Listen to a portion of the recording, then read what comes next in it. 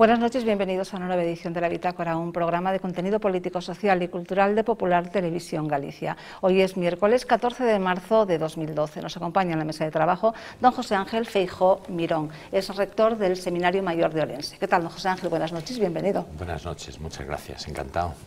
En la esquina de la mesa, don Manuel Rodríguez, es empresario y analista político. ¿Qué tal, don Manuel? Buenas noches, bienvenido. Muy buenas noches a todos ustedes. A mi izquierda, don Gaspar Barrón, es periodista del Grupo Intereconomía. ¿Qué tal, don Gaspar? Buenas noches, bienvenido. Buenas noches, Magdalena. Es un placer una vez más estar aquí en La Bitácora. Y en la esquina de la mesa, don Alfonso de la Vega, es ingeniero, agrónomo y escritor. ¿Qué tal, don Alfonso? Buenas noches, bienvenido. Buenas noches, bien hallados todos, gracias. Bien, pues empezamos con el primer tema de la noche. En el último debate general de la legislatura, el presidente de la Xunta de Galicia, Alberto Núñez Feijóo, defendió los recortes que viene haciendo y las medidas que viene imponiendo a lo largo de los 3 años de gobierno, porque gracias a ello Galicia es una comunidad solvente que controla el objetivo de déficit, cosa que no ocurre con otras administraciones que están imponiendo ahora medidas muy necesarias. Oímos al presidente de la Xunta. Galicia anticipouse no ámbito da disciplina presupuestaria. E hoxe, mentras outras autonomías e o propio Goberno central vense obrigados a tomar drásticas medidas para controlar un déficit absolutamente disparado, Galicia volveu a ser, en 2011, como foi no ano 2009 e no ano 2010, a única comunidade xunto con Madrid con solvencia acreditada. Galicia ten case a metade do déficit público que todas as autonomías. Galicia ten unha taxa de paro 4,6 puntos por debaixo da media nacional. Presenta mellores perspectivas na evolución da súa economía e paga os seus proveedores no menor prazo de todo o Estado. Ese é o Bien, pues era el discurso de inicio de este debate último de la legislatura. No sé si ustedes lo siguieron, al menos en parte, don Gaspar. Bueno, yo creo que Feijóo se caracteriza porque a lo largo de toda la legislatura el gobierno del Partido Popular en Galicia se ha caracterizado por tomar decisiones anticipadas. Incluso voy a dar un dato. Ya el año pasado, en el debate del año pasado, tomó las decisiones como la de la ley sobre el techo de gasto. Y esto fue el año pasado. Este es Alberto Núñez Feijóo. Un gobierno solvente y ya aprovechando, simplemente voy a dar un dato más. Es importantísimo que en el Parlamento gallego, en el Parlamento autonómico, exista una oposición firme y coherente, porque lo que estamos oyendo por parte del BNG y por parte del PSOE es auténticamente triste. O sea, se llegan a decir cosas fuera de la realidad, ¿no? Hombre, también hay que reconocer, Magdalena, queridos amigos, queridos telespectadores, que tanto el PSOE en Galicia como el BNG pues están pasando por un calvario enorme, ¿no? La estructura orgánica de estos partidos ha hecho que anden prácticamente a golpes. Bueno, decía un amigo que en ciertos ayuntamientos no podías apagar la luz y gobernaba el PSOE porque no sabías lo que iba a pasar cuando se encendiera, ¿no? Y esto es lo que está pasando. Y no solamente pasa en los ayuntamientos donde gobierna el PSOE, pasa también en el Parlamento gallego, en los despachos del PSOE y del BNG. Por lo tanto, toda crítica, que creo que era Feijóo el que decía que... No, el BNG le decía que es el peor presidente de la historia. Bueno, espere, nos lo dice la señora la señora Pontón. Pues la señora Pontón, oímos sus palabras. Es increíble. O vindeiro día 29 hai convocado unha folga xeral que o Bloque Nacionalista Galego apoia porque ante a agresividade do PP a cidadanía só lle queda expresarse nas rúas. Honestamente, creo que cada día que pasa son máis os galegos e as galegas que teñen asinado o seu finiquito e que están pensando en despedilo sen indemnización e por unha causa obxectiva. Vostede é o peor presidente da historia de Galiza. Bueno, Algo exagerado, ¿no, don José Ángel? Sí, un poco exagerado, pero bueno, yo creo que a veces los parlamentarios se prestan, bueno, pues a este tipo de exageraciones, incluso a veces un poco bufonescas, digamos, ¿no? Yo, insistiendo en lo que decía don Gaspar, creo que Feijóo le está dando a Galicia pues una credibilidad, una confianza. Es decir, es cierto que los ciudadanos vemos la crisis, sentimos la crisis y cada vez nos afecta más de cerca, ¿no? Que tengamos pues a un político que nos ofrece seriedad, credibilidad, pues creo que nos da un motivo de esperanza, un motivo de confiar un poquito, tal como están las cosas, que bueno, que están tan mal, pues alguien que es capaz de hacer bien las cuentas, de proponer bueno, pues cosas que sabemos que son costosas y que supone apretarse el cinturón, pero pues con credibilidad y viendo que tiene su eficacia. Hombre, pues por lo menos nos da tranquilidad y esperanza, ¿no? Yo creo que lo que estamos, perdón, más un momento, es ante la peor oposición de la historia. Eso es en lo que estamos. Entonces, lo que dice esta señorita, pues me parece muy bien, pero desfasado. Y no todo vale en el Parlamento, no debería valer, porque estamos los gallegos y los españoles hartos de memeces. Bueno, ese es el problema. Don Alfonso. Bueno, vamos a ver, sí, en principio sí está claro que hay un intento de poner orden en las cuentas dentro de lo que es una estructura, a mi juicio, ya lo he comentado otras veces, yo soy muy crítico con el tema del título 8º de la Constitución, todo lo que tiene que ver con el Estado de las Autonomías, porque a veces este proceso de austeridad lleva a situaciones que creo que son indeseables. El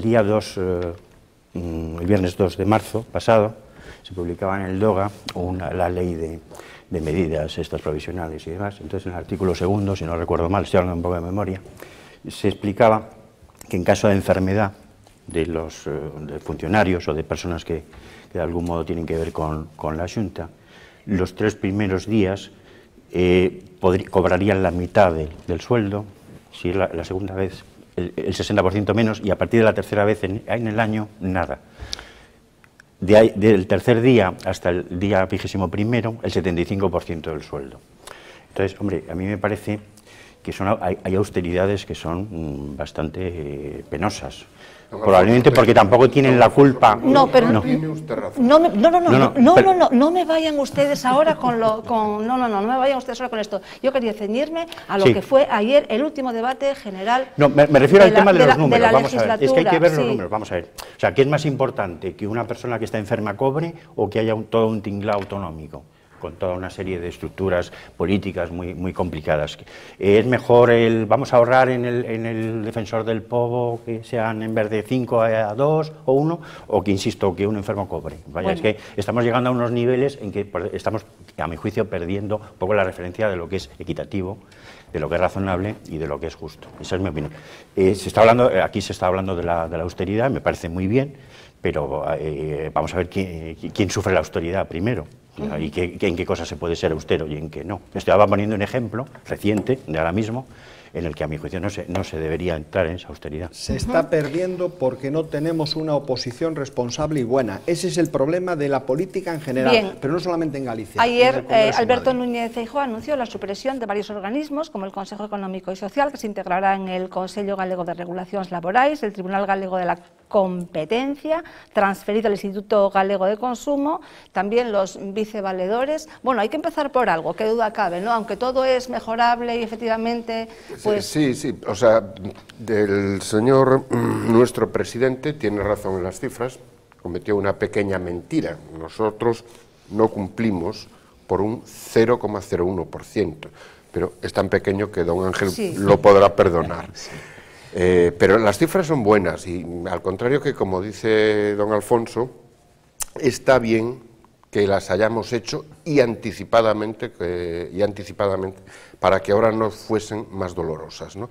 Pero ha hecho algo mejor todavía el señor Feijóo que solo la administración de la Xunta, y es que ha metido mano también, ha decidido meter mano también en la administración municipal, que es la otra pata pendiente. Es decir, tenemos la central, por un lado, donde no puede decidir nada, pero en la municipal sí, ¿no?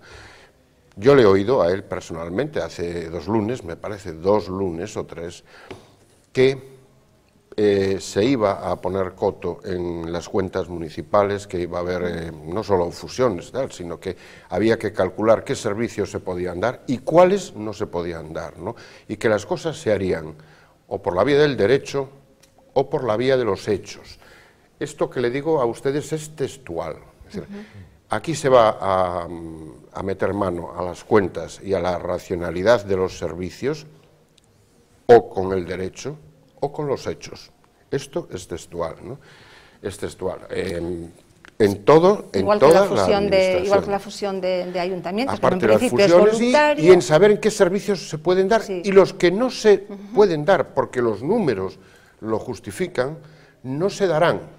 Es decir, es absurdo que una administración pretenda dar un servicio que no puede pagar solo por presumir de que mira qué bien tratamos nosotros a la población. No, señor, bien. No la estamos tratando bien. La primera fusión de concellos, Oza de los Ríos y Cesures, y Cesures, hay más en marcha. Hay quien, efectivamente, es una especie como de salida a algo ya, ¿no? Que bueno, que en un principio efectivamente es voluntario, pero que habrá que de alguna manera hacerlo obligatorio en el caso de que no se consiga, ¿no? Bien, efectivamente ustedes dicen que la oposición es una oposición pues la peor de la historia, una oposición débil, que bueno, don Gaspar culpa a la oposición de muchas cosas. Oímos lo que le decía el señor don Pachi Vázquez. Eu propoño medidas concretas de fiscalidade. Propóñolle que sexamos capaces de introducir novos tipos nos tramos autonómicos do IRPF para gravar con máis xusticia as rendas máis altas deste país e que contribuyan á reactivación económica. Propóñolle o incremento do imposto de patrimonio, a revisión do imposto de sucesións, que graven máis a quen máis recibe e que colaboren en todo eso. Propóñolle a creación de un novo imposto a banca no noso país. Un imposto para gravar os depósitos bancarios según o seu uso e rendabilidade, ca prohibición legal de transferir o custo deste imposto aos seus clientes.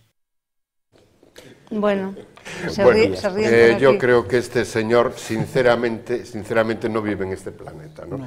Pensar que a cualquier industria, negocio, empresa o lo que sea, un input en sus costos se le va a impedir trasladar a precios y por lo tanto a los clientes, es vivir en otra galaxia, ¿no?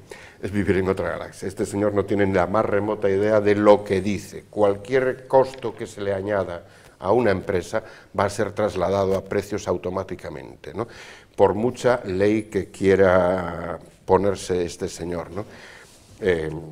Podría hacerla, pero que se atenga a las consecuencias, como pasó en Rusia, como pasó en todos los países comunistas, ¿no? Afortunadamente este señor no va a hacer nada. Yo quiero felicitarlo por el triunfo en ese antes me pasó y doña Magdalena me mandó callar, pero le voy a decir una cosa a don Alfonso, porque ahí me duele. Ese artículo en concreto me duele. Es cierto que va a ahorrarse dinero, pero lo principal que va a hacer esa medida es impedir el absentismo laboral, porque lo único que va a hacer la Xunta es no pagar la diferencia de complemento, es decir, la persona va a recibir su dinero legal. La Xunta estaba pagando a mayores la diferencia hasta su salario real, los complementos de productividad. Don Manuel, yo no le mandé callar, lo que pasa es que no quiero que me desbarate la escaleta, porque de esto hablamos en otro momento y hoy como que no toca, ¿no? Hoy tenemos que hacer el análisis de lo que fueron las dos jornadas del debate. Viene sin el libro negro que trae él, pero da exactamente igual. ¿Verdad? Yo pensé que íbamos a tener alguna oportunidad, sí, pero que se iba a quedar medio dormido en la esquina, ¿no? Va a ser peor que venga sin libro, porque entonces ya cargan la recámara.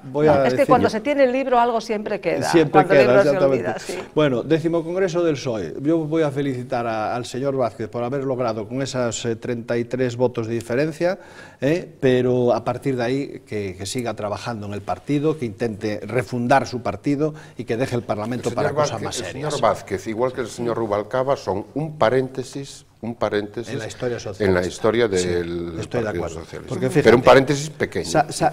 Lo escuchamos diciendo eso, ¿no? Y por otra parte dicen que van a pedir a la Xunta que rechace el copago y suba los impuestos. Y vuelven a hablar de las rentas más altas. O sea, volvemos a ver, ¿en qué quedamos? O sea, aclárense. Lo que ocurre es que, afortunadamente, para este país que es Galicia, para esta autonomía, hay una persona que le deja hablar y después al final gobierna con mayoría, afortunadamente, porque si tenemos que recordar lo que hacían estos personajes con el bipartito, pues así nos fue.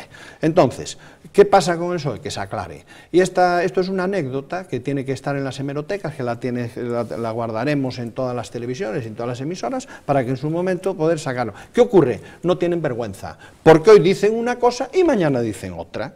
¿Entiendes? Este es el problema de este gobierno, de este gobierno. Pero se lo dicen bueno, mañana. pues entre otras Acto cuestiones, seguido después puso pingando a Rajoy por haber subido los impuestos en contra de pues es lo que te decía. Primero está pidiendo que se los suba. Pide subida de impuestos. El señor Feijóo y luego protestan porque lo sube el señor Rajoy. Bueno, el BNG le proponía también al señor Feijóo que Nova Caixa Galicia fuera titularidad pública y también reclamar las primas al eólico, ¿no? Ahí Alberto Núñez Feijóo le contestó muy acertadamente, dice, ¿por qué están ustedes tan preocupados? Que pongan esto en funcionamiento sin primas y el que no pueda que devuelva los megavatios y se volverá a licitar, bueno, por alguien que realmente pueda emprender, ¿no?, ese negocio. Bien, vamos entonces con otro tema. Sesión de control al Gobierno en el Congreso.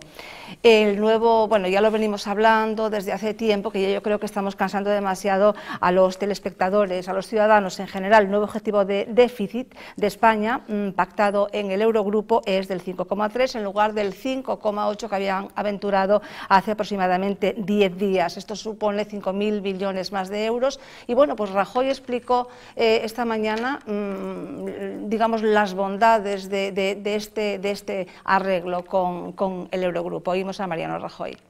Lo sustancial, señorías, es que se ha admitido la modificación del 4,4 fijada en 2009 y ratificada en 2011 por una cifra más racional y asequible, el 5,3. Bien, pues el 5,3. Déjeme que le puntualice. Últimamente no es sesión de control al Gobierno, últimamente es sesión de control a la oposición, porque la portavoz del PSOE, la portavoz que ha elegido el Partido Socialista Obrero Español, tocaya de Soraya, de la nuestra, pues la verdad, como se dice en la calle, ya no tiene dónde llevar más, o sea, porque cada vez que abre la boca pierden votos, o sea, es increíble. Qué lapsus, o no sé si fue lapsus o no, dice tocaya de la nuestra. Sí.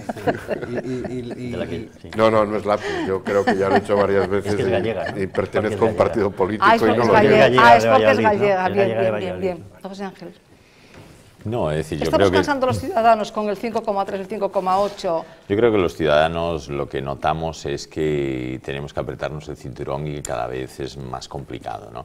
Y hay una cosa de la que yo creo que sí estamos un poco aburridos, que es toda esta economía financiera, que los ciudadanos poco a poco vamos entendiendo un poquito más, pero sigue siendo complicado, ¿eh? Es decir, una cosa es la economía normal y otra cosa es esta economía financiera que a todos nos resulta difícil de entender, ¿no? Que si Europa esto, que si lo otro, que si este país, que si el otro.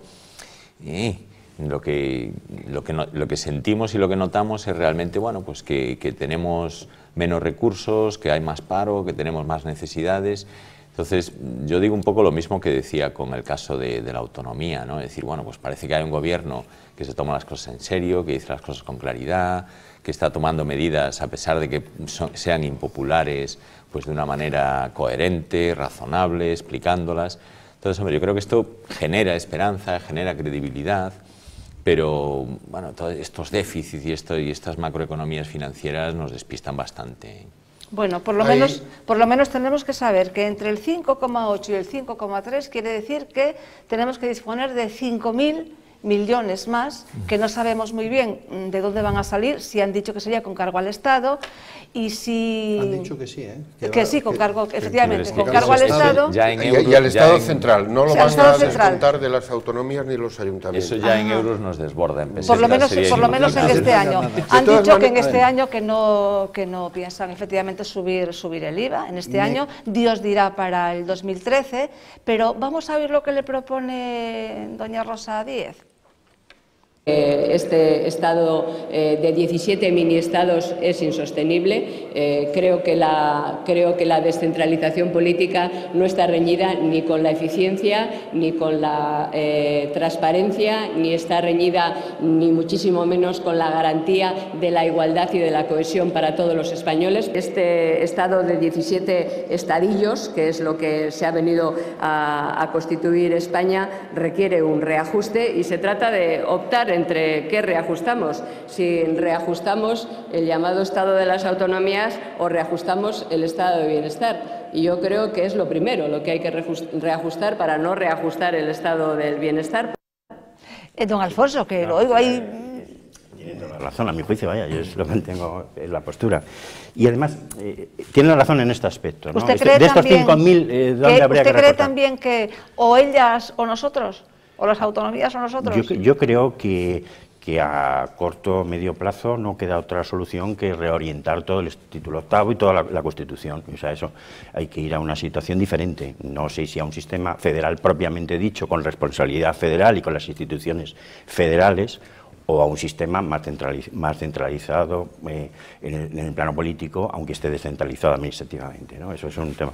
Indudablemente yo creo que esto no se puede sostener. O sea, es un problema que queramos o no queramos, no se va a poder sostener, salvo que sea a costa del contribuyente, a costa del administrado, a costa del pueblo, de nosotros. O sea, es elegir entre los políticos y el tinglado o nosotros. Eso es por un lado. Pero por otro lado hay un aspecto que es cualitativo, más allá de los 5.000, si lo sacamos de un sitio o de otro. A mi juicio se está deteriorando las relaciones de un sistema parlamentario. O sea, aquí se está pactando un déficit en Bruselas, que será aceptado, no será aceptado, será afortunado, será sacrificar unas cosas, sacrificar otras. Y cuando ya se han hecho unas cuentas, se viene al Parlamento y dice, ahora en vez del 5,8, ahora es el 5,3, o al revés. Y entonces el Parlamento, pues sí, buena. A mí me parece que esto es una degradación de un sistema político parlamentario. Las cosas hay que discutirlas en el Parlamento. A mí me gustaría que hubiera perdona un momento, Manuel, por favor, déjame acabar. A mí me gustaría que hubiera un sistema parlamentario más al estilo inglés, en que las cosas fueran directas, hubiera un intercambio de ideas y de planteamientos mucho más ágil, más rápido y más en tiempo real, no cuando ya las cosas... Y en esta cuestión me parece que el Parlamento español debe recuperar la soberanía, que la soberanía no es hemos elegido a don Mariano Rajoy o a don José Luis Zapatero o a quien sea, y ahí queda eso hasta los próximos 4 años, sino que las cosas que afectan al pueblo español de una forma tan importante se discutan. La única persona, a mi juicio, el único ente político en este momento que hace algo de oposición dentro de lo que cabe es Rosa Díez, independientemente de que se tengan simpatías ideológicas o no hacia ella, que en algunos casos yo las tengo también, en otras no tanto, pero es quien está intentando controlar la actuación del gobierno. Y los demás no se sabe muy bien a qué se está jugando. Entonces, desde el punto de vista cualitativo, insisto, lo que a mí me preocupa como ciudadano, preocupado por las cuestiones institucionales, más allá de la coyuntura concreta, es la degradación del sistema político en lo que se refiere al control de la soberanía por parte del Parlamento. Don Alfonso, pero eso nos lo hemos buscado a pulso los españoles. Es decir, el señor Rajoy tiene que ir a Bruselas a que le den autorización, que sea un 0,5, un 0,8 o un 18% más o menos, porque durante unos años nos hemos gastado lo que teníamos y lo que no teníamos. Y hoy tenemos que ir a hablar con nuestros acreedores para proponerles nuestro plan de pago. No es una pérdida de soberanía, es un ejercicio de responsabilidad. Les debemos dinero, nos tienen que prestar más todavía y les tenemos que decir cómo se lo vamos a pagar, ¿no? Y eso es porque hemos padecido 8 años de despilfarro y de desprestigio. Manolo, uno de los temas, una de las cuestiones fundamentales de un Parlamento es discutir y aprobar los presupuestos del Estado. Eso es una cosa fundamental para cualquier parlamento que se precie. Don Alfonso, pero comentará conmigo en que ahora vivimos una situación muy extraña. Efectivamente. Pero es que además que por primera vez en la historia, yo creo. Don Gaspar. Yo me quedo con lo que dijo don José Ángel, que la gente ya no entiende del 5, del 4, del 40. O sea, no, aquí volvemos al dicho aquel de la libreta, donde pone debe haber, y decía el paisaniño, quiero que ponga que haiga, ¿no? Que haiga. Vamos a dejar debe haber. No, aquí tiene que haber, tal. Bueno, estoy de acuerdo con don José Ángel. la gente no se entera de nada, pero si tenemos que dar un titular, diríamos que simplemente que lo importante es que ese déficit, para lo que sea, para bien o para mal, por lo menos se ha modificado. O sea, por lo menos el gobierno español ha logrado que Bruselas, a través de los consensos, acuerdos debajo de la mesa o de lo que sea, hayan acordado, y hasta el punto de que Sarkozy ha dicho, no es momento de presionar tanto. Quiero decirte, algo se está haciendo, algo que, volviendo al monclovita Zapatero, no era capaz, ya no se entendía. Y sobre todo, ¿en qué nos lo vamos a gastar? Fíjense, esta mañana un teniente de alcalde me enseñó un tocho de papeles así, en un ayuntamiento que no es tan grande, y dice, mira, estos son 10 millones de euros que debemos a proveedores y que ahora con los 43.000 millones de euros que el señor Rajoy ha desbloqueado, pueden ir a un banco porque van a quedar avalados por el Estado, pedir ese dinero y los acreedores cobrar. Dice, en 10 millones de euros en un ayuntamiento que no es tan grande. Dice, mira, aquí hay empresas que ya han cerrado, que se han muerto porque el dinero estaba sin pagar. Es decir, no solo vamos a dejar de gastar en tonterías, sino que han visto que hay muchas medidas bien tomadas para gastar en el sentido positivo, pagar lo que se debe, porque lo que se debe normalmente es a empresarios que generan empleo. El Estado no puede emplear gente como ha estado empleando hasta ahora. Sobra administración, sobran personas, aunque sea duro. Quien realmente crea empleo es la pequeña y mediana empresa. En este país el 80% del empleo está en empresas que son menores de 100 empleados, a quienes el Estado les debe un dineral y que están o muertas o asfixiadas. Ayer martes el presidente Esas políticas de darle vida a esas empresas son las que crean empleo. O sea, y Europa ve que en lo que nos lo vamos a gastar, aunque sea un poco de más, es en el buen camino. Bien. Decía que ayer martes, precisamente, en hilo a lo que dice Manuel, el presidente Rajoy estuvo con la Confederación de Autónomos, con el presidente. Creo que ha habido por lo menos acuerdo en cómo tomar una serie de medidas, y eso antes no ocurría. O sea, es que eso antes no ocurría. O sea, era imposible. Yo sí estoy de acuerdo con don Alfonso que el tema del Estado de las autonomías hay que revisarlo. Eso, y yo me alegro que ya en el Parlamento esto se pueda hablar y sea un tema que empieza a hablarse de él, ¿no? Porque hace no muchos meses era impensable poder hablar de este tema, ¿no? Y es evidente que hay que hablar de ello. Luego, que el Parlamento tenga mayor o menor autonomía, esto pasa lo mismo con las autonomías. Es decir, nosotros estamos en la Unión Europea porque hemos querido. Entonces, es decir, la autonomía de nuestro país tiene unos límites, porque nosotros estamos en un lugar en donde hemos elegido estar, ¿no? Entonces, a lo mejor también hay que ver cómo es esa relación entre los estados dentro de la Unión Europea, ¿no? Al igual que hay que ver cómo reorganizar las autonomías dentro del Estado español. Pero yo, ese discurso me alegro, porque es un discurso que sí está en la calle, que mucha gente dice, bueno, es que es imposible mantener la administración de no sé cuántas autonomías y una administración central, ¿no? Entonces, yo me alegro que ese discurso empiece a abrirse camino y que llegue un momento que, bueno, que se empiece a reorganizar de algún modo, ¿no? Es cierto que hace un tiempo no se hablaba de esto, pero ahora ya hay muchas voces críticas. Cuando yo decía de o ellas o nosotros, esto lo dice Centeno, lo dice Centeno continuamente. Claro. Es que incluso lo de la descentralización que comentaba Rosa Díez, tanto el PP como el PSOE lo llevaban subliminalmente en la campaña, o sea que es una cosa que ahora, pero ahora sí, ahora ya se dice, se habla y se tiene que trabajar sobre ello. Es fundamental. Vamos. Bien, pues vamos con otro tema, vamos con una noticia estupenda, a mí me encanta, una noticia que tiene que ver con la vida, y es que los especialistas del Hospital Clínico de Barcelona y Sant Joan de Déu han practicado una operación intrauterina, una operación a una bebé en gestación de 26 semanas, le hicieron una endoscopia para desatascarle un bronquio. Bien, esto no ocurrió estos días fue noticia porque la niña, afortunadamente, debido al éxito de esta intervención en el útero materno, nació bien, hubo que hacerle otra operación, tuvo que estar hospitalizada y ahora la niña está radiante. A propósito de esta noticia, que desde luego todos tenemos que... Sí, hombre, yo me alegro, pero el tema la verdad es que no es nuevo. Se viene haciendo cirugía a neonatos desde hace tiempo. Problemas como la espina bífida o o los problemas de corazón se están tratando ya desde hace tiempo. Me alegro, y es buena noticia, ¿no?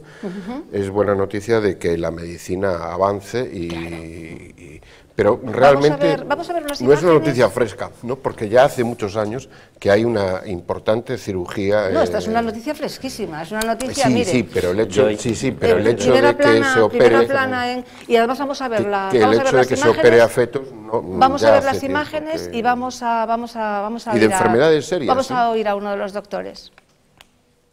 Taquia del bebé, con una endoscopia, nos metimos hasta el bronquio y allá desobstruimos la obstrucción y reunificamos los bronquios que estaban interrumpidos. Y esto permitió que el pulmón se desinflase, salvar la vida y que el bebé naciese a término con un buen peso. Era un paciente en fallo cardíaco y la operación era muy delicada porque había que trabajar al lado del corazón y de los grandes vasos, y además al perforar el bronquio sale mucho líquido, rodea el pulmón y hay que vaciarlo continuamente, y todo esto en un feto donde no podemos trabajar con comodidad. Por lo tanto, el riesgo principal era que el paciente, que en este caso era el feto, falleciese. Se pudo hacer bien y fue una intervención muy laboriosa, pero se pudo hacer adecuadamente y el resultado fue positivo. Al final nació fantástica, respiró, que nadie pensábamos que respiraría, respiró y está muy bien. Y ahora, después de todo el posoperatorio que tuvo después de la segunda intervención, 2 meses en el hospital, pero a día de hoy no ha tenido que volver, que eso tampoco nadie se lo esperaba. No ha tenido ninguna recaída grave a nivel pulmonar, no ha tenido ninguna infección, así que lleva una vida normal. El no ya lo teníamos de que la niña no iba a nacer, entonces siempre nos ha comentado el equipo médico que hemos sido valientes eso ellos, nosotros el no ya lo teníamos, con lo cual es comentar, probarlo ya lo teníamos, probarlo y si no, pues no pasa nada, o sea, se vuelve a intentar.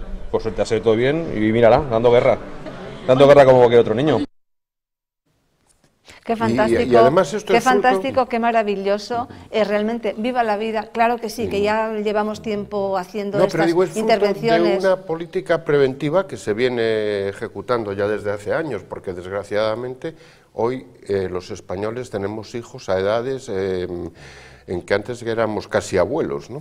Entonces, ya desde hace tiempo, por ejemplo, la Xunta de Galicia no puede obligarlo, pero lo aconseja y lo realiza el Sergas, lógicamente, a todas las madres embarazadas mayores de 40 años, yo creo que a partir de los 35, me parece, les recomienda hacer una laparoscopia para detectar una serie de enfermedades que se pueden tratar ya durante el embarazo para que el niño no nazca.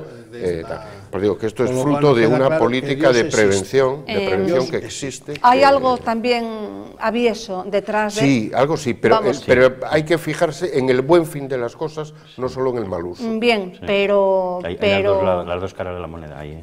Claro, es que este es... Sí, pero como forma parte está hecho para un buen fin, el buen fin está bien hecho. Que se pueda mal usar. Es que yo no creo ahí en ese buen fin. Lo que se pretende es un cribado prenatal.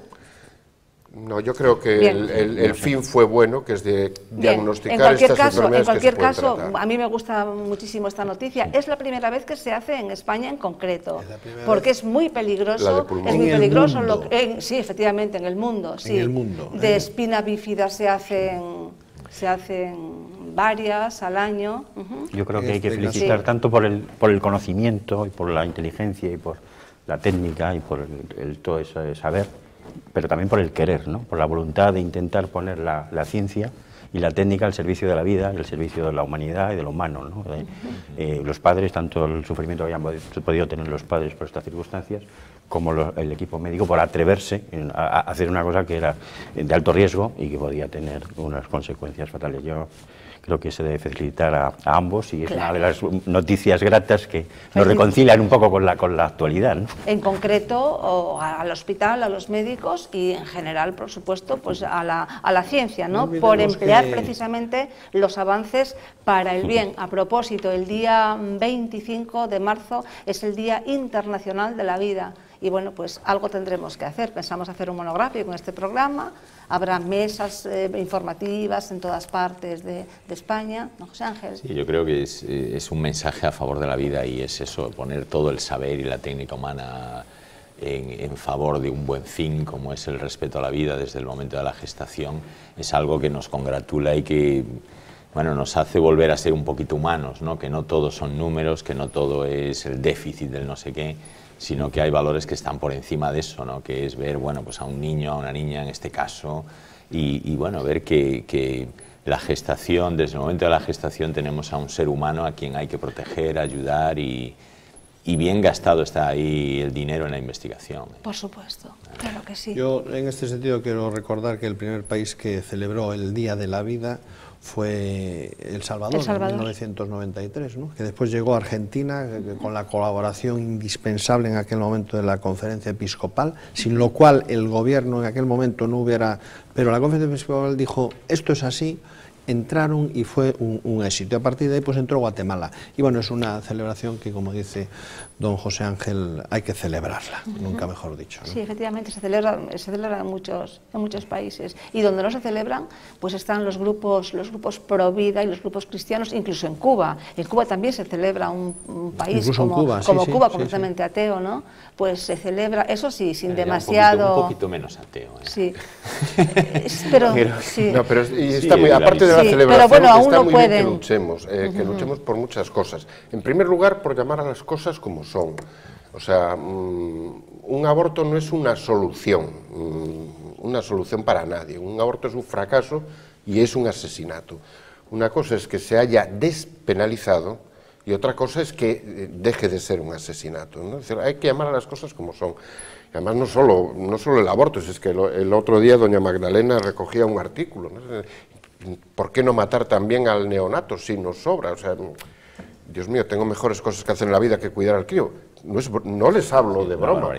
Doña Magdalena lo recogió, el artículo, ¿por qué no se puede matar a un niño de 1 año o 2 cuando realmente estorba? Claro, es que empezamos por un dedo y acabamos en el hombro. Es decir, no solamente es la celebración de las cosas, sino darnos cuenta de que tenemos una batalla enorme, no solo con el lenguaje, sino con la defensa de las cosas. Es decir, porque cualquier día usted deja de ser productivo o tiene desgraciadamente una enfermedad que lo incapacita o 1000 circunstancias de la vida y le van a decir a usted, no, usted es un estorbo aquí, fuera y aire y tal. Es que empezamos por un dedo y acabamos en el hombro. Es que hay precedentes que no vamos a recordar ahora. Bien, pues los emplazo a ustedes todos para el día 25. Hacer alguna cosa. En Madrid se celebra, por ejemplo, Unidos por la Vida celebra un clavel por la vida. Que la anunciaremos en todas Usted ya está las comprometido con Coruña, entonces, ¿no? No, lo digo porque si vienen ustedes a la de Coruña, yo personalmente les haré las fotos para poner luego en la página de Hazte Ah, bueno, muy bien, muy bien. Bien, pues entonces celebraremos el día 25 y bueno, otra vez felicitar a estos médicos que bueno, pues se atrevieron con esta operación tan complicada, gracias a la cual la bebita pudo nacer y bueno, ser feliz ahora, llevar una vida normal. Vamos con otro tema. Con las huelgas ni se crea empleo ni se genera riqueza, pero los sindicatos, tras casi 8 años de enclaustramiento, desempolvaron las pancartas y ahí las tienen expuestas al sol en calles y plazas de España. Realmente es un escándalo, dicen algunos, y una irresponsabilidad, dicen otros, que en estos momentos de arrimar el hombro pues se organicen estas manifestaciones. Lo que nosotros muchos pensamos, Esperanza Aguirre lo dice con estas palabras. A mí me parece un escándalo que se convoque una huelga en estos momentos. Realmente creo que están actuando, lo dije el otro día en la Asamblea, después de haber estado 8 años en que el número de parados ha subido a 5.200.000 sin hacer nada ni decir nada, ahora, cuando llegan los bomberos, los pirómanos protestan y eso no tiene sentido. La reforma laboral que ha impulsado el Gobierno, que ha llevado a cabo la ministra Báñez, es una reforma equilibrada que servirá primero para cortar la hemorragia, frenar el aumento del paro y luego para aumentar el crecimiento económico y el empleo, que es lo que todos los españoles de bien deseamos. Por eso me parece incluso pues, que debían repensarse los sindicatos esto de la huelga. Bueno, así expresaba Esperanza Aguirre. Don Manuel. Yo, ante todo, quisiera poner las cosas en su sitio. Los sindicatos no se están manifestando por defender el empleo de nadie, ni por defender la economía de país alguno. Los sindicatos se manifiestan porque van a perder dinero, muchísimo dinero, y van a quedar en el paro muchos de ellos, no de nosotros, por dos medidas que ha tomado el gobierno últimamente, ¿no? Una es la negociación colectiva, es decir, que un convenio de menor rango entre una empresa y sus trabajadores que contradiga el convenio nacional tenga validez, con lo cual su fuerza queda completamente deslavazada. Y segundo, por haber dado entrada a las empresas de trabajo temporal a los planes de formación de trabajadores, que va a restarle los miles de millones que están hoy destinados a la formación profesional, que gestionan sindicatos y COE en su inmensa mayoría, y que son la principal fuente de financiación de los sindicatos. Al entrar las ETTs a formar los empleados también, van a perder dinero. Y como van a perder dinero ellos, personalmente, es por lo que van a la huelga ahora. Que no nos vengan con el cuento de que van a defender nuestros intereses. Como buen subalterno te voy a apoyar la iniciativa. Vamos a ver. Sindicatos están moviendo una bolsa de 3.000 millones, 3.000 millones de euros. Y esto entre UGT y comisiones obreras, ¿no? Y la patronal. Hay que llamar, hay que culpar a todos. Lo que no tienen es un ejercicio de transparencia. ¿Qué va?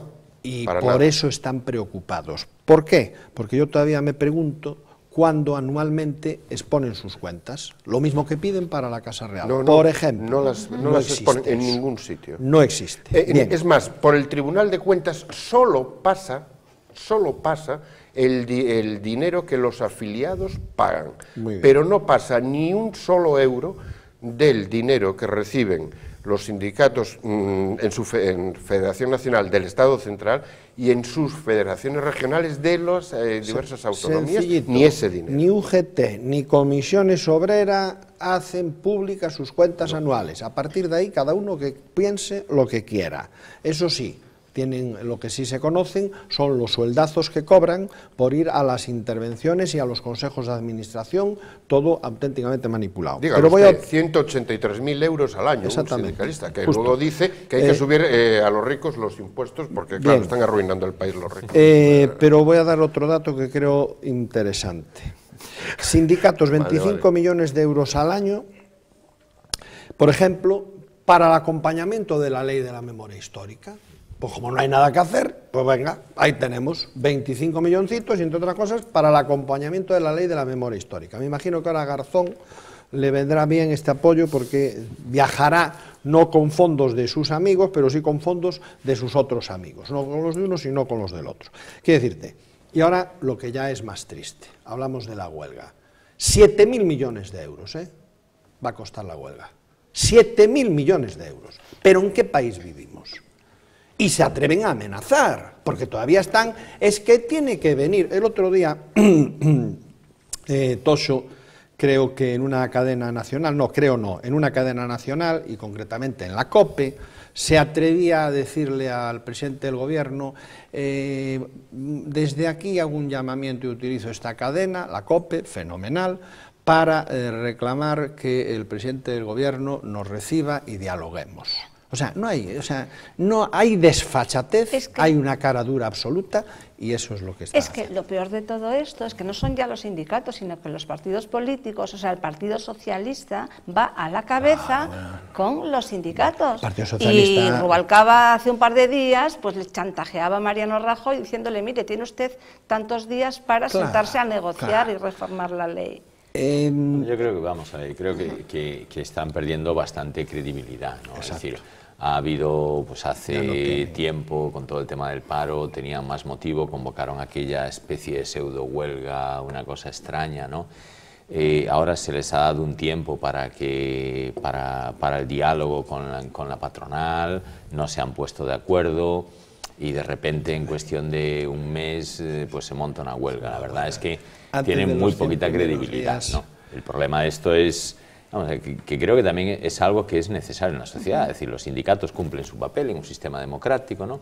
Pero el problema es cuando se convierten en una especie de sindicatos verticales. Estos cuando el sindicato es la voz de un partido, Bueno, entonces ya no es la voz de los trabajadores, ¿no? Y ahora mismo y sobre yo todo creo que cuando tiene es muy un poquita... negocio. Claro, un negocio. Cuando Y lo que decimos... extorsionadores, que las Claro. cosas hay que llamarles por su nombre, y en la bitácora podemos hacerlo, son extorsionadores, y lo están demostrando, porque no ha habido en toda la historia de la democracia que antes de los 100 primeros días se haya preparado una huelga. Eso es inaudito, inadmisible. También es verdad... Alberto Núñez se la prepararon aquí también, ¿eh? Sí, Antes. Sí, también. Bueno, pero no llegó a fraguar, ¿no? No, bueno, pero ya... Bien, pero de todas maneras, vamos a ver, el presidente del gobierno, Mariano Rajoy, lo dijo ya hace tiempo, dijo ya me la tienen preparada, lo sabían, porque si algo hay es buena información. Además es muy curioso, es que tengo un artículo empezado, a ver si lo acabo este fin de semana, que digo, no sé por qué nos extrañamos, porque hace, no sé, casi más de un año que llevamos diciendo, no, los sindicatos están ahí calladitos porque están esperando que gane el Partido Popular para salir a la calle. Así. Y nos rasgamos las vestiduras cuando Mariano lo dijo, pues campechanamente, no, me están preparando una porque no es bobo, porque es listo, porque sabe. Nos rasgamos las vestiduras cuando dijo, pero si es que yo tengo, y usted lo sabe perfectamente, dijo, si yo tengo un plan B para el día que la hagan. Sí. Y usted lo sabe perfectamente. Yo tengo un plan B para el día que lo hagan, que se van a enterar de lo que vale un peine. Hombre, yo creo que ellos no saben lo que se juegan. En este momento, para mí los sindicatos están jugando con un arma un poco complicada, como dice don José Ángel. Esto no es lo de antes, o sea, la situación no es la misma. Los españoles lo que tienen que saber es que la huelga, la broma va a costar 7.000 millones de euros, que no es una broma, que estamos hablando de los tantos por ciento. De lo que tenemos que ahorrar. Claro, pues 7.000 nos los tiran así por un caprichito de... Pero bueno, como es de nuestro dinero, que viene del dinero público, que vivan de las cuotas de sus afiliados y que lo paguen tranquilamente. Lo dijimos siempre y lo tendremos que reivindicar. Don Alfonso. De esta gente ya. Yo quería recordar que la huelga es un derecho siempre que sea pacífica. O sea, me parece que es muy importante que se mantengan los términos en no violencia. Entonces habría que hacer una llamada a los sindicatos, a las organizaciones sindicales, para que insten a la no violencia entre sus afiliados y participantes en la huelga, y también al gobierno para que avale una situación de orden público razonable. Dicho esto, hay otra cuestión. Independientemente del juicio que nos merezca en las distintas partes del aparato del Estado, los sindicatos en este momento es una parte del aparato del Estado, que a mí me merecen un juicio pues bastante malo, tal como están funcionando en España en este momento, precisamente por eso, porque forman parte del aparato del Estado. En este asunto hay otro tema que es la cuestión de la huelga. Yo creo que la huelga viene a representar, más allá de esa crítica hacia los promotores, viene a representar una sensación como de fracaso. Yo he oído a en el ambiente en que me muevo, mucha gente que diría, yo iría a la huelga, pero como lo convoca quien la convoca, prefiero no ir. Pero no va a la huelga más por los convocantes que porque no entienda que se debe ir a la huelga. ¿Y por qué se debería ir a la huelga de acuerdo con estas personas? Vamos a la huelga? Vamos a ver. Pues es una sensación de fracaso institucional.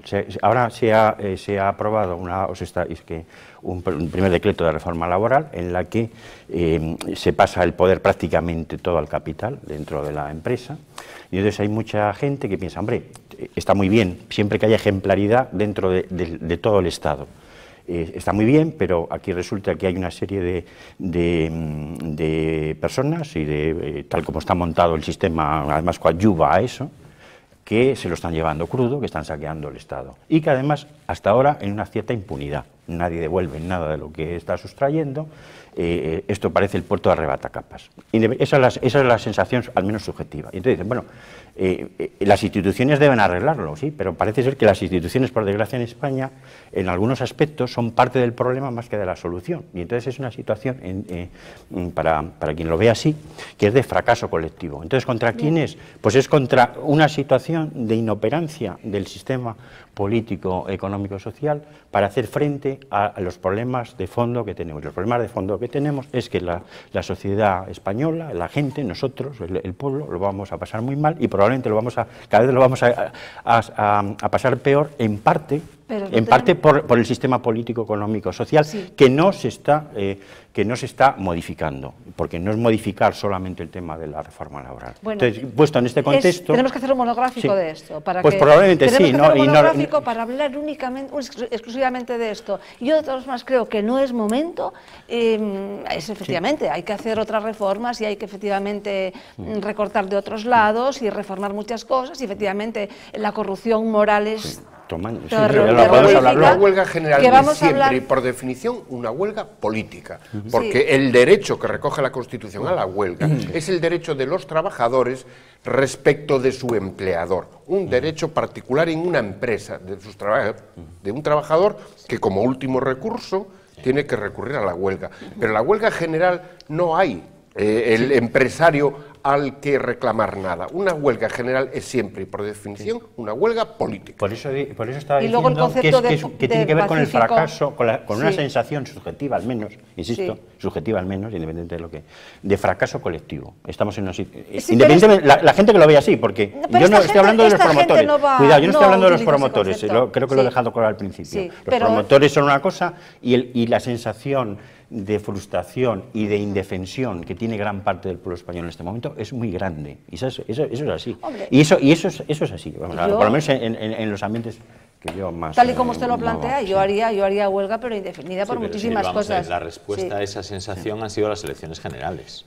Sí, pero... es decir, ha sido un vuelco total, ¿no? Sí. Y evidentemente esa sensación la seguimos teniendo de que seguimos teniendo problemas, pero ese vuelco que se ha dado en las elecciones generales es porque buscamos otra solución, porque aquello ya no valía. Claro, escuché... Pero vamos a ver, pero también se había escuchamos antes a la señora Pontón... Y tenemos que dar tiempo también, tenemos que dar tiempo que todo vaya cambiando. Sí, pero también ha habido un compromiso por la fuerza política vencedora en las elecciones, por ejemplo, que no iba a subir los impuestos. O sea, vamos a ver, hay unos compromisos electorales que hay que tratar de cumplir. Entonces, no parece para las personas que opinan de esta manera, ¿no? No parece que sea lógico que solamente se cargue sobre una parte de la sociedad y no sobre los otros. Vamos con otro tema. Ese tema ya nos enfadamos aquí con Mariano Rajoy durante 2 bitácoras, que le dimos candela. Estamos hablando del contexto, del entorno en el que se está produciendo esto, ¿no? Sí, ahora digo, vamos a darles un poquito de tiempo, porque los 100 días se cumplieron ayer, ¿no? Claro que sí, claro que sí. 30 segundos, simplemente. Yo tengo una solución para eso y ya la he puesto en marcha. En la cadena que presido, Universal Radio, el día 29 no habrá información sobre la huelga. No vamos a dar ningún ápice de aliento a estos personajes. Es una decisión, pero que hemos tomado, que ya se ha cursado y que así lo haremos. Si eso lo hiciéramos más medios, otro gallo cantaría. Le he ganado yo. Ay, sí. El lunes no se ha tocado, no venía en la escaleta, miren ustedes, para nada de si ha habido manifestaciones acá y allá, si tanto según la policía, para nada. No hemos tocado el tema de los sindicatos para nada. Y hay que decir que no hemos hablado de esto para nada. Y hoy hemos hablado de esto, pero hemos hablado de esto para decir que es una desvergüenza. Exacto. Y porque quería sacar además las palabras de Esperanza Aguirre. Muy bien, entonces queda claro que estamos muy de acuerdo en muchos o en la totalidad de posicionamientos. Por supuesto. Qué contento me hace, Magdalena. Ni un cuarto al pregonero. Hay que ser combativo. Yo estoy como doña Magdalena cumpla la amenaza que nos ha hecho de reducir nuestro salario un 5%. Como ha dicho, yo voy a hacer huelga general aquí el día 29. Tú el día 29 en Universal Radio poniendo música. Vamos entonces con otro tema que sí, esto va mucho al hilo con lo que acababa de exponer don Alfonso de la Vega. La Fiscalía Anticorrupción estudia pedir más de 2 millones de euros de fianza en concepto de responsabilidad civil a Iñaki Urdangarín por la captación y desvío de fondos públicos a través del Instituto NOS.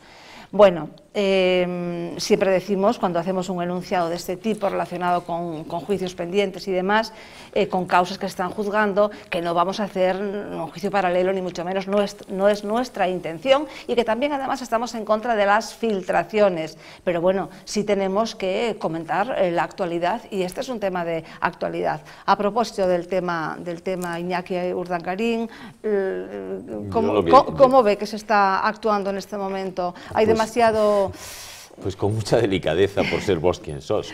Vale, muy bien, pues quería... Muy bien. Yo lo que pediría es que, bueno, pues en este caso, como en cualquier otro, lo que usted acaba de decir, es decir, respeto a las autoridades judiciales, pero el respeto significa igualdad ante la ley, ¿no? Pero se lo están poniendo mal. Claro, efectivamente, ¿no? Es decir, lo están haciendo muy difícil, ¿no? Pero yo es que venía ahora mismo escuchando en el coche también, es decir, por ejemplo, las deudas del fútbol. Es que los clubes de fútbol pueden tener no sé cuántos millones de deudas, no somos iguales todos ante la ley. Y esto es un poco lo que yo creo que en una sociedad democrática no debe ser, ¿no? Y además el Poder Judicial tiene que reivindicar su papel y tiene que ser un papel cada vez más claro y cada vez más objetivo, porque es un poco el garante también. Independiente. Claro, independiente, por supuesto, ¿no? Entonces, en este caso, bueno, pues todos vemos maneras de comportamiento, cosas que, bueno, que son extremadamente delicados, ¿no? Además hacen declaraciones que parecen lapsus, ¿no? Dicen, no, a la infanta no la llevamos a declarar para no estigmatizarla. Y claro, pues esto nos recuerda aquella vieja frase que la leía estos días recordando aquel... Lupo, ¿no? Sí, exacto, para no estigmatizar a Felipe González, ¿no? Sí. La infanta es una ciudadana como ustedes y como yo, no es institución. Vamos a ver, yo voy a dejar muy claro que soy tremendamente sensible con la presunción de inocencia, tremendamente, porque por suerte o por desgracia me veo involucrado en ocasiones como imputado en situaciones en las que no tengo nada que ver, pero estás ahí. Por lo tanto, y he vivido y vivo situaciones de jueces que, líbreme Dios, bueno, no vamos a entrar en ese tema. Entonces, lo que tengo muy claro en este caso es que de entrada que el juez no ha creído a Urdangarín, no le ha creído, y el fiscal creo que tampoco. Pero bien, la pregunta que nos podemos hacer es, ¿debe declarar la infanta? Vamos a ver. Y alguien más que la infanta, el secretario de la infanta. Espera, no, ni el secretario ni el... Sí, no, porque el secretario de la infanta, lo han rechazado. que no ha sido llamado a declarar, es el administrador de la sociedad. Ahí voy el creador y administrador de la sociedad. ¿Debe declarar la infanta, sí o no? Por supuesto. No, espera un momento, Manuel, vamos a ver. Si ella toma decisiones, sí. Si no toma decisiones, no. Esto que quede claro. O sea, tú puedes tener una participación o 100 participaciones en una sociedad. Gaspar, pero vamos a ver, yo por desgracia pues aunque sea para me he visto involucrado como usted probablemente en algún juicio. Ni el juez ni el fiscal se rasgan las vestiduras por llamar a medio vecindario y a media familia. No, completamente de acuerdo. Sin ningún tipo de problema. Y de hecho... Debe declarar a la infanta, vamos, nos parece así como tan evidente. Sí. Que, bueno, pero claro, será inocente. Pero si nos ajustamos... Pero, aunque sea como testigo. Aunque sea para decir aunque sea como testigo. Lo políticamente correcto es que vaya. Pero no administrado. Lo políticamente correcto es que vaya. Lo que ocurre como testigo. Como testigo, como estamos hablando de imputado o testigo. Vamos a ver, que por otra parte la garantía dicen, bueno, pues que es mejor como imputado que como testigo, porque como imputado dicen que puedes mentir y como testigo no. Pero bien, dicho esto, yo creo que la cuestión es lo que dices, don José Ángel, políticamente correcto es que vaya, porque si no estamos demostrando que no son, porque a ver, la mujer de Bárcenas, el caso del PP fue la mujer del socio, de Torres fue, qué decirte, bueno, se sabe que hay gente que ha ido porque al juez dice, usted viene aunque pasaba por allí, usted pasaba por allí, vamos, yo tengo algún caso de pasar por allí, no en mi caso, pero si el juez ha dicho que ha llamado a cientos de personas a declarar. Exacto. Bueno, hombre, por Dios, ¿por qué no va a decir ella si tenía o no tenía participación? Y es más, haría un ejercicio diciendo, no, yo quiero ir a declarar. O sea, si tengo una declaración de la Casa Real, pero no lo hacen. ¿Por qué? Bueno, porque como decías, José, la cosa no pinta nada bien. Pero yo me quedo simplemente con esto. El juez no ha creído a Urdangarín. Y eso es lo triste. Por lo tanto, lo que haya, lo que no haya o lo que deba de haber, no lo sé, pero de momento no lo ha creído, se funda en sus declaraciones, 2 días declarando, después tampoco me creo lo que se filtró de que si le había amenazado, que si usted no declara mejor, eso no puede hacerlo un juez, eso ya cae por su peso, ¿me entiendes? Eso cae por su peso, pero bien, a lo que vamos, si la infanta Elena debe ir o no, sí que debería ir. Ahora, ¿en qué condición? Una cosa es como testigo y otra cosa es como imputada, porque como imputada, que es lo que mucha gente quiere quiere sentarla en el banquillo como imputada, pues creo que no debe de ser, vamos, yo no tengo los autos, no, lo que he podido saber es lo que sabemos todos, ¿no? Pero independientemente de los autos, lo que sí está claro es que como imputada es si ella ha tomado decisiones, porque si no ha tomado decisiones tú eres partícipe de una sociedad y no tienes responsabilidad. Otra cosa es que, claro, si compras un palacete... Bueno, el palacete de Pedralbes... Gaspar, pero está muy bien que el juez se lo pregunte, ¿verdad? Que le pregunte a usted si participaba en la administración o no. Sí, señor, está bien que se lo pregunte. En eso estamos de acuerdo, pero yo expresaba al principio el como imputada o como testigo, y aquí se ha pretendido, no en la bitácora, sálveme Dios, en general se ha pretendido colocarla como imputada, y eso creo que honestamente no toca porque no se sabe tampoco. No, eso que lo digan los jueces, eso que lo digan, pero que la llamen, a ver, óigame, porque usted formaba parte de la sociedad, usted tiene el 50%, etcétera. Pero sería un gesto de honestidad, porque bueno, si nos remontamos ya cuando marcharon para Estados Unidos, pues ya Yo quería comentar un asunto, vamos, por no insistir en lo que se ha dicho ya. La otra parte del problema, otra parte del caso Urdangarín o del caso Duques de Palma, como lo queramos ver. La otra parte del problema, a mi juicio... de Palmarena. Palmarena. La otra cuestión, a mi juicio, porque esto recuerda un poco la morfología de un timo.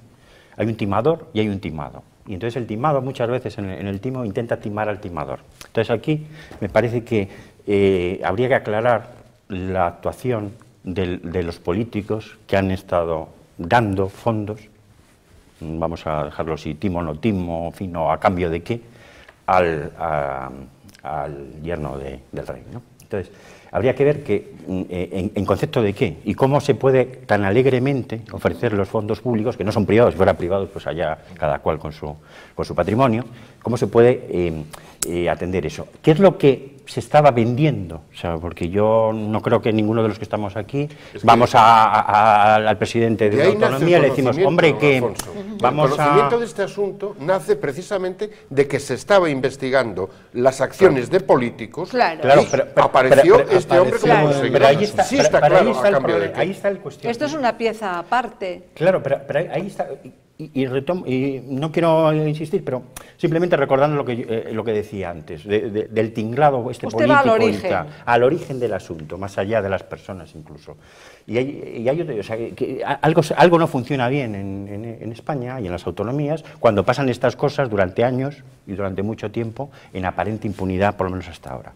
Y hay otra cosa, a mí me ha llamado especialmente la atención, dentro de esta morfología del ingenio de picaresca, cómo se puede sacar dinero, aparentemente, si es verdad lo que se ha publicado, para una cuenta en Suiza, directamente, no ya por mediar, pagado por una sociedad de una autonomía valenciana que tiene un déficit y un desastre, es una situación financiera terrorífica, por una sociedad de Aguas de Valencia, para mediar en un trasvase en Jordania, de ríos en Jordania. Yo es que no sé qué se puede trasvasar en Jordania, yo estaba en Jordania, no sé qué se puede trasvasar, porque como no sea el mar, por cierto, es que el mar muerto, no sé qué se puede trasvasar allí. Pero es que hay una conexión ahí también con príncipes árabes, que la cosa tiene mucho más. Pues en una de las mentiras que ha cogido precisamente, se le ha cogido a Urdangarín, es eso que estás hablando, Alfonso. Esa cuenta, ese asunto en Jordania, el jordano dice que él no conoce, vamos, que no tiene nada que ver. Y Urdangarín declaró que era el jordano el que la había. Pero ¿qué pinta, en todo caso, qué pinta la sociedad de Aguas de Valencia en Jordania con ese asunto? Bueno, con la globalización ahora todos pintamos en todas partes, ¿no? Seguimos en los tribunales y vamos con otro caso, el campeón, que bueno, también este es un caso nuestro, también presunción de inocencia para todo el mundo, otra vez estamos en contra de las filtraciones, pero bueno, aquí ya se ha abierto el secreto, ya han ido declarando, y bueno, pues qué poco le duró la alegría al señor Orozco, ¿no? Al señor Orozco, que poco le ha durado la alegría al director general que se ofreció, que se han conocido las declaraciones, al señor Blanco, para intermediar en el Ayuntamiento de Barcelona y conseguirle a Azcar las naves allí en el aeropuerto. De Sant Boi, ¿no? Sí, en Sant Boi, o sea que mal día para más de uno, y Yo me alegro mucho de que la justicia sea la que airee este tipo de cosas, que no se... y que caiga quien caiga, es decir, el que metió la mano en el cajón, pues que salga con los dedos pillados. A mí me da exactamente igual que sean de un partido, de otro, o apolíticos o lo que sea. Es decir, un delincuente es un delincuente. Y cuando el delincuente paga su culpa, los inocentes ganamos por dos motivos. Primero, por aislar al delincuente, y segundo, porque resplandezca la inocencia de otros. Y lo digo porque hay políticos honrados, no todos son como estos, ¿no? Entonces, que los corruptos salgan a la luz y paguen sus deudas, limpia el nombre de los que son honrados y de la labor que hacen. Sí, yo también creo que aquí hay una especie de galeuzca del pilla-pilla, ¿no? Porque parece que uno de los ramales del asunto tiene que ver con la flor y nata del nacionalismo catalán, con el hijo de Jordi Pujol y de Marta Ferrer-Sola, ¿no? Que es, no sé si es el jefe del grupo parlamentario, o sea, no es un alto cargo en este momento, no es tampoco lo que pasaba por allí, y parece que una de las ramas que tiene, dentro de la presunción que estamos hablando, por supuesto, claro, tendría que ver con esto. Pero, o sea, quiero decir que presunción también la tuvo su padre en el caso de Banca Catalana y demás. Sí, que hay metástasis en todo el territorio de España. Pero hay una cuestión que yo me planteo, volviendo a los orígenes, porque creo que es importante, más allá de las personas, la naturaleza humana y de todo esto, es interesante ver los orígenes del asunto. Yo creo que hay un exceso dentro de esta hojarasca del título octavo, hay un exceso de subvenciones y de organismos que subvencionan cosas y dan fondos y tal. Aquí sería el IGAPE que estaría en este asunto, o el que sea. O sea, yo creo que habría que ir a un sistema sin subvenciones, salvo para determinadas cuestiones de tipo moral, filantrópico, claramente expresadas, y con bajada de impuestos generalizados. La mejor subvención es que no me sablen a impuestos como empresario. Yo no quiero andar con cosas raras, ni subiéndome ni bajándome del coche la gasolinera. Yo quiero actuar con transparencia, procurando que no se beneficie mi competencia de forma ilícita, y procurando que haya un juego limpio. Y parte de ese juego limpio es fuera subvenciones y bajemos impuestos. Y dentro de los impuestos hablo de la seguridad social también, para que el empresario no se vea agravado cuando contrata a alguien con un...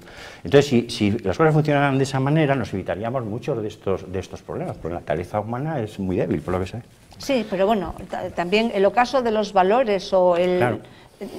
Tiene que estar relacionado, con eso, ¿no? La crisis de valores que tenemos. Pero a medida, pero la tentación cada vez es mayor, o sea, hay más tentaciones para pecar, digamos, ¿no? O sea, cada vez la tentación es mayor, porque si no hay quien evita el mal, evita la tentación, evita el peligro, ¿no? Si no hay IGAP, no hay rollos de estos, pues bueno, pues para qué.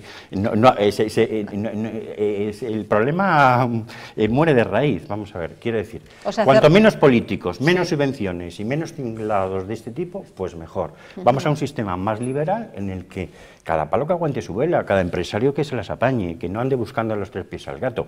Las subvenciones solamente para determinados casos de determinadas instituciones que tienen una labor filantrópica contrastada, demostrable con números, y Cáritas, por ejemplo, o lo que sea, Cáritas por decir una, ¿no? Pero nada más, ¿no? Eso sería muy difícil de valorar, pero en principio yo no voy a ser quien defenda a José Blanco, porque de hecho tuve el 20N un enfrentamiento con él en el Palacio de Congresos importante, hasta el punto de tener que salir con gente para evitar males mayores. Un enfrentamiento a nivel profesional y político en el día de las elecciones, o sea que no voy a ser quien lo defienda, evidentemente.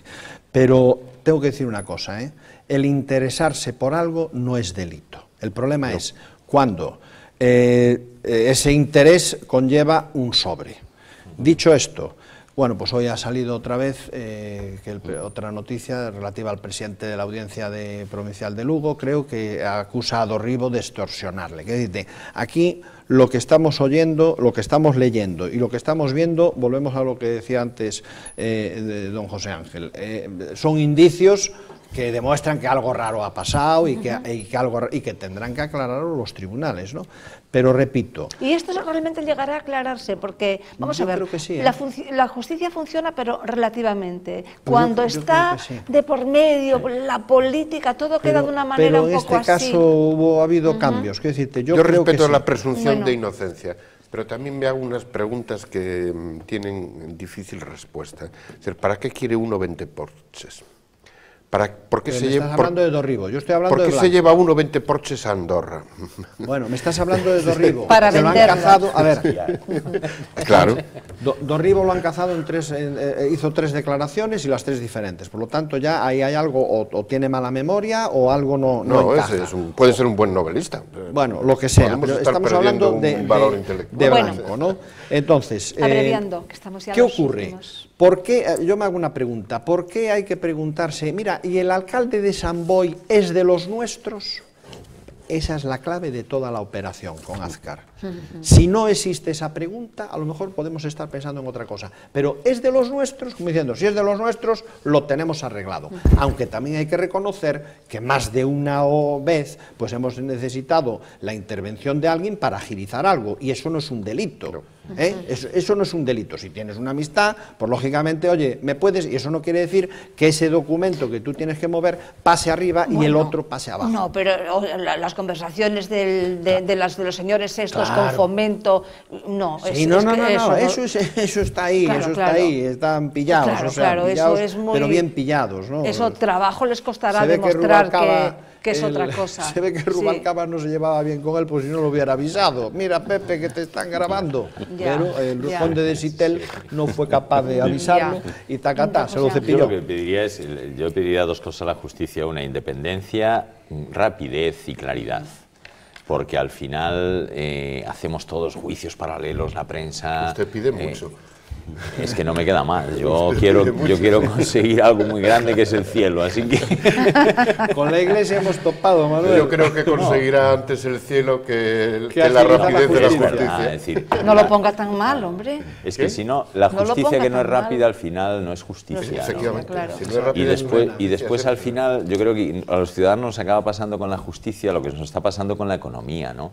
Que es imputado, testigo, que esta cosa, que una cosa aparte. Llega un momento que ya no entendemos, ¿no? Es decir, cuando es tan simple, digo, bueno, ¿este metió la mano o no metió la mano en el cazo? Es decir, es que no hay muchas vueltas que darle, ¿eh?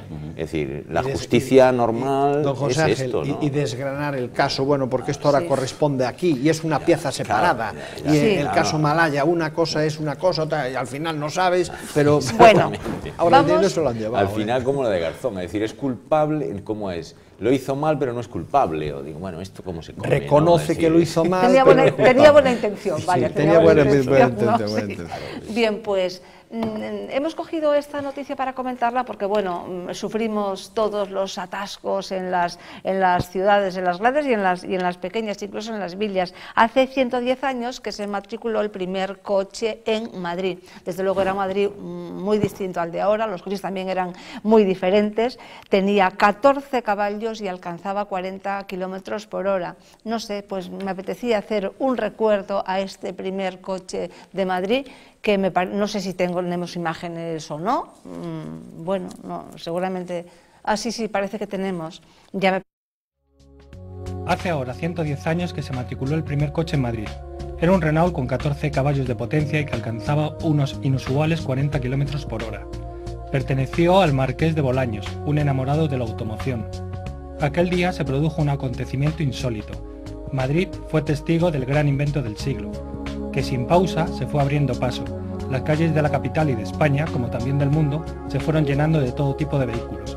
La popularidad del coche es hoy incuestionable.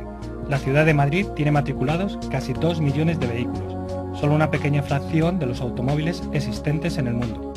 La omnipresencia del coche también ha traído sus inconvenientes. Las palabras ruido y contaminación son términos comunes al mundo de la automoción, pero esta industria ha dado muestras de su capacidad de innovación con el coche eléctrico, y todo para continuar con el placer de conducir. Es un coche de gama altísima, porque muchos años después el Renault 4x4 y el Seat 600 también tenían 14 caballos. Ajá, ahora 14 caballos. 14 caballos. ¿Qué coche recuerdan, por ejemplo, el primer coche que usted recuerda, no el suyo, pero de antepasados que hayan tenido así, pues un coche cuando todavía... el primer coche familiar, el primer coche de la familia. Sobre el coche al que últimamente se ha criminalizado y se le está acusando de prácticamente todo, voy a decir una cosa.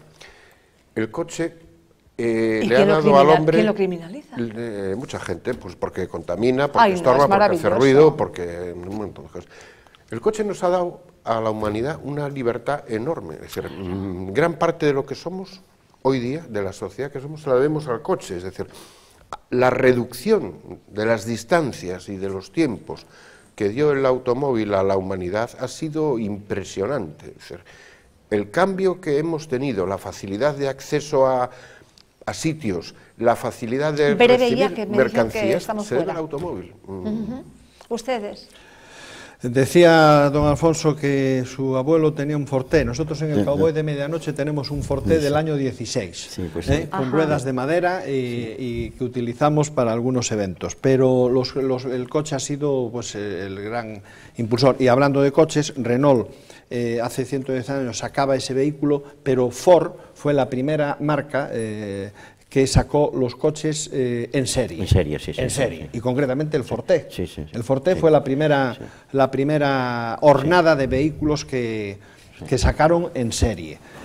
El coche eléctrico, hablando en la actualidad, bueno, pues está por andar. ¿Se acuerda de la matrícula? No, porque esto es una referencia. Es que yo por desgracia no conocí tampoco a mi abuela, ¿no? Pues fue un siniestro. Además, lo que me contó mi madre es que se siniestró en un accidente.